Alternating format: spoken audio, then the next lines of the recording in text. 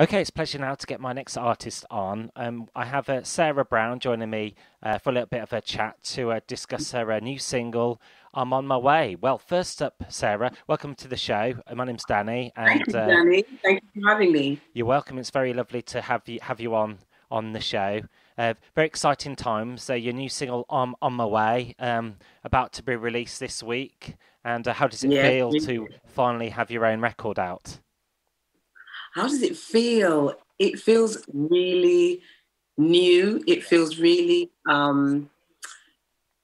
there's a mixture of feelings, Danny, because it's been such hard work, and also it's been a labor of love. There's been a lot of goodwill around this whole venture for me, from as far afield as Jim Kerr, my family from Simple Minds, who I work with, are going out on tour this year.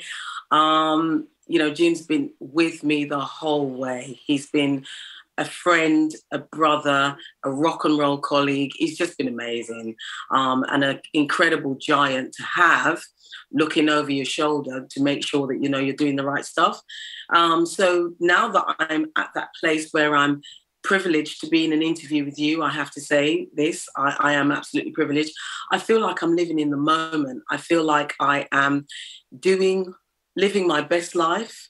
And that feels fantastic. There's no question about age, color, female, gender, male. It's just, I'm in the cosmos, I'm in the universe, and I'm presently here.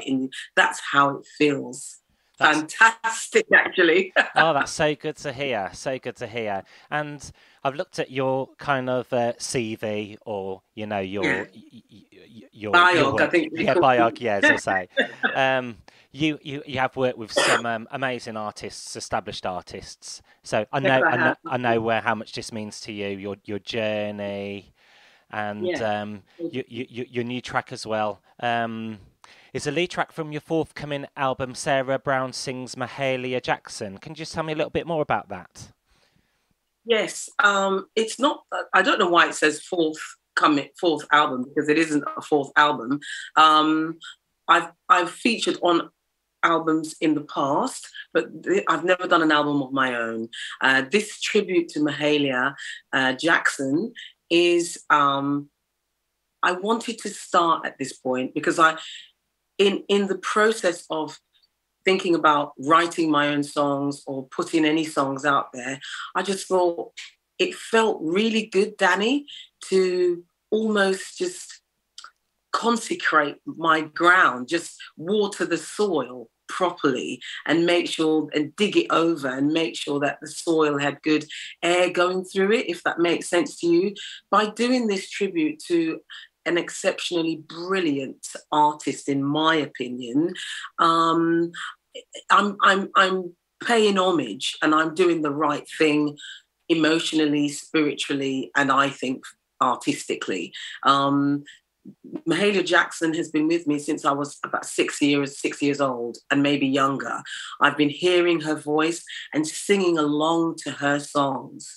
Um, and the groan that she groans, I'm not trying to groan like Mahalia, and I'm not trying to project or even sound like her, Danny, but I am trying to muster up my own emotion and my own and take from my own experience as a child growing up. It was quite volatile. I was quite nervous. And that nervousness has remained with me. And in the back of my head, always there's a voice saying, Sarah, you can't do this. So for me, that's my trial. And I have to always look myself in the mirror and say, yes, you can do this. You are going to do it.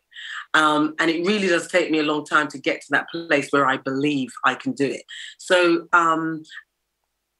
that's my story about not trying to be like Mahalia Jackson, but definitely tributing her and shouting from a very small pinnacle the fact that I believe Mahalia Jackson, it was the first rock and roll female star. Despite the fact she's been hailed as the queen of gospel, yes, she is. But within her process, on her journey, as far as I'm concerned, Danny, this woman was the queen of rock and roll. You have the likes of Elvis Presley, who talks about her passionately. You know, he loved her passion, her voice, her energy. They have pictures together. There's a video that you can watch on YouTube or just Google it. Mahalia Jackson at, performing, I think, at Carnegie Hall. And Danny, in one of her performances, it may not be Carnegie Hall, but she's got this rock and roll she's got this rock and roll quiff. It's a real quiff, the quiff that Elvis Presley had. But the question that you've got to ask yourself is, Mahalia was born 1911. When was Elvis born? Do you know what I mean? When was Elvis born? When I say she's a massive influence to Elvis Presley, and I'm sure to many others in the rock and roll pop industry. And that's why I wanted to say, do you know what, guys? There's many great singers out there, but I've got to be honest about who influenced me. And it is Mahalia Jackson, who has taught me how to sing, if you like. And it's her school that has grown and cultured my tone, my voice, my projection. I owe it to Mahalia Jackson. So that's why I wanted to start this tribute album and, just say thanks a lot. And guys, for those of you who don't know her, take a listen to her because she's absolutely incredible. Thank you so much for sharing that with us. Your new album as well. I noticed some of the song titles. Actually, people may already know, like His Eye on the Sparrow as well. That's quite a popular one. Yeah, wow. I'm impressed that you know that, Danny, because not a lot of people would know that. His Eyes is on the Sparrow has been left out, unfortunately. The story, I'll give you the backdrop to this. We had the privilege, I had the privilege of recording this album at Abbey Road Studio, the great Abbey Road Studio. And I was performing or recording in Studio 2, which is again, a magnificent studio. Ella Fitzgerald, Billie Holiday, Mahalia Jackson herself sang in Studio 2. And with Billie Holiday and Ella Fitzgerald, the greats have performed in Studio 2, including Frank Sinatra. So, Danny, you say, how do I feel? Right now, I'm part of the universe in a big way. Doing this humble little project for me has placed me in a place where it just feels incredible. So, I've kind of gone off piece there slightly. I was going to answer a question for you. What was that? What did you say? What did you ask me about? His Eyes is on the Sparrow. So His Eyes is on the Sparrow is a song that I'm going to include in the live show come launching the album. And I intend to do a live show in between around May and June. I intend to have a show or two. We're looking for venues right now in London, in Soho. We're looking for some interesting little venues and possibly in the area near you, to be honest with you. I am touring with Simple Minds this year. We're excited as a family to be going out after the pandemic.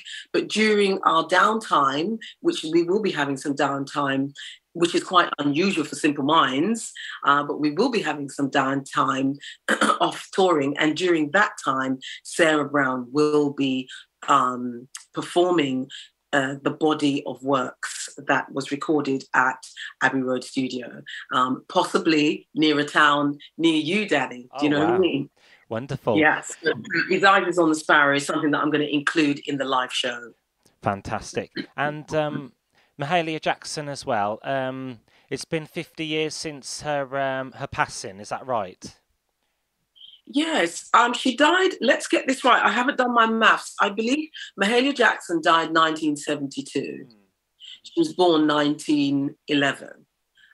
So I think she was 60 years old. She was very young when she died.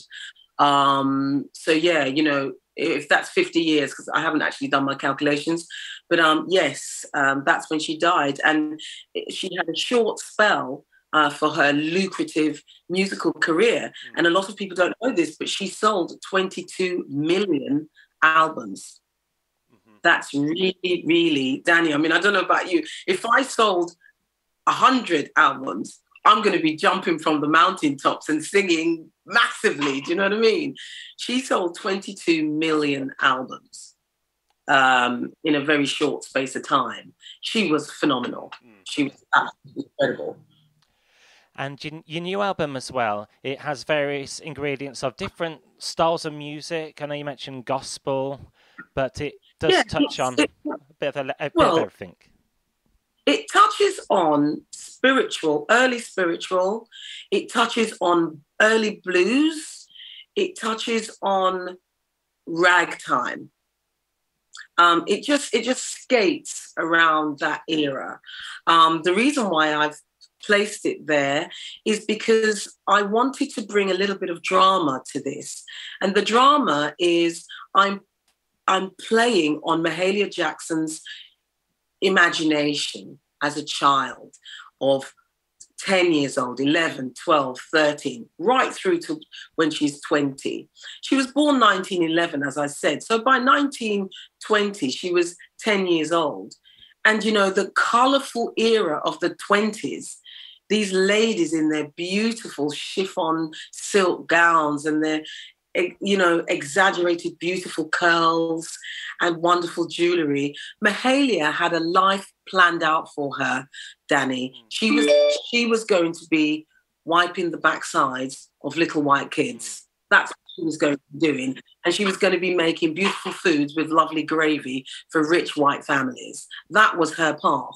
So I'm taking a sneaky little play on that. And I'm saying she would have dreamed about being on stage and performing to her audience as I dreamed in my little humble corner of Aylesbury, Buckinghamshire, on the Bicester Road, locked away in my room when I wasn't feeling very well. I was supposed to be at school. I put the T-shirt on my head. That was my long hair. My shoes became my microphone, and the mirror became my audience. And I basically sang to a room full of people who were adoring me and saying what I've done. And as I'm sure Mahalia Jackson did the same thing as a 10-year-old, 13-year-old, 15-year-old. She would have been imagining herself singing to her audience. And of course, we all know she went on to sing in front of to Carnegie Hall. She went on to sing at the Royal Albert Hall in front of the Queen. You know, she did bring to fruition her dream, you know. Well, thank you so much for joining me on today. It's been a very insightful conversation, interview I've had with you. And I'm going to play one of your tracks now on my show, which is released anytime soon. Yes, I'm on my way, and it's going to be released on the 27th of January. Really excited because the story behind this is I am on my way. We are all on a journey to somewhere. And if you're not on a journey to somewhere, I would encourage you to get on a journey. Get in touch with yourself, find out what it is you want to do, and don't be scared. Face the devil and tell that imposter, I'm on my way and you're not going to stop me.